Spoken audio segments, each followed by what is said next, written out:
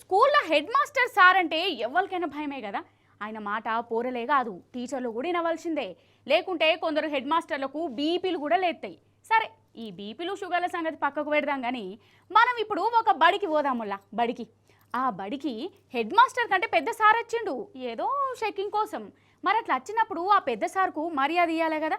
అవసరమైతే థమ్స్అప్ తాగిపించి సన్మానం కూడా చేయాలి. కానీ ఆ స్కూల్ హెడ్ మాస్టరు పెద్ద ఆఫీసర్కు మర్యాద ఎట్లిచ్చిండో, సన్మానం ఎట్లా చేసిండో మీరు చూడాలి. సుషేర్రి గిదేగా బడి ఉత్తరప్రదేశ్ రాష్ట్రం సీతాపూర్లు ఉన్నది. సర్కార్ బడే. ఇడ నిల్సున్నాడు చూడు, ఈయననే ఆ స్కూలు హెడ్ మాస్టర్ సారు. ఆడ ఎదురుగా కూసొని ఉన్నదేమో ఎంక్వైరీకి వచ్చిన చదువుల ఆఫీసర్. ఇక చూడి రామాయణం.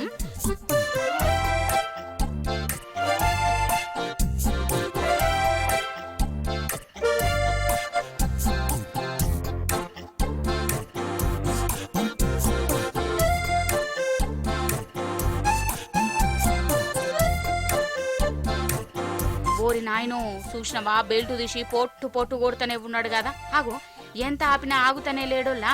అసలైతే ఈ హెడ్ మాస్టర్ సార్ కంటే దెబ్బలు తినే గీ ఆఫీసరే పెద్ద. కానీ ఈడ పెద్ద చిన్న లేదనుకుంటా ఇయ్యరమయ్యర దంచనే దంచిండు. మరి ఈయనకు గింతగానం బీపీ ఎందుకు వచ్చిందయ్యా అంటే ఆ హెడ్ మాస్టర్ మీద ఏమో కంప్లైంట్ పోయినాయట. అందుకే విద్యాశాఖ నుంచి పెద్ద సార్ వచ్చి నీ తరీక మార్చుకో, అంతా మెంటల్ చేస్తానవాట అని అన్నాడట. గంతే ఖాతం. ఇక నేను మెంటల్గా అన్నా, నేను కంతిరోన్నా, నేను తరిక మార్చుకోవాలనా అని గిట్లా షీగ మూగినట్టే చేసిండోల్లా. హెడ్ మాస్టర్ సారు గింత నారాజ్ ఎందుకైండు కావచ్చు. అసలు ఇంట్లో ఎవరి మీద కోపమో ఈ సార్ మీద తీసిండు అయ్యేంది.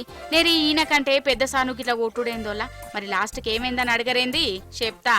తన కోపమే తన శత్రువు అనే పద్యం ఉన్నది కదా. ఈ హెడ్ మాస్టర్ సారు మర్చినట్టున్నాడు. సార్ కోపమే శత్రువు లెక్క అయిపోయింది. పెద్ద సార్ను బెల్ట్ అందుకొని కొట్టినందుకు అరెస్టు చేసి జైలేసిర్రట. గదన్నట్టు ముచ్చట కాదు. నాకు ఒకటి అర్థం కాదు, ఈ సార్లకు గింతగానం బీపీలు ఎందుకు లేస్తున్నాయి కావచ్చు. ఈయన కంటే పెద్ద సార్నే గింతగానం కొడుతుంటే ఈ బల్లె చదివే పోరగాన్ల పరిస్థితి వామ్మో, తలుసుకుంటుంటేనే నాకే గజ్జు అంటున్నది. పోరగాన్లు సార్లు ఎంత గోస పడ్డరో ఈ హెడ్ మాస్టర్ చేయబట్టి. అంతేనా కాదా?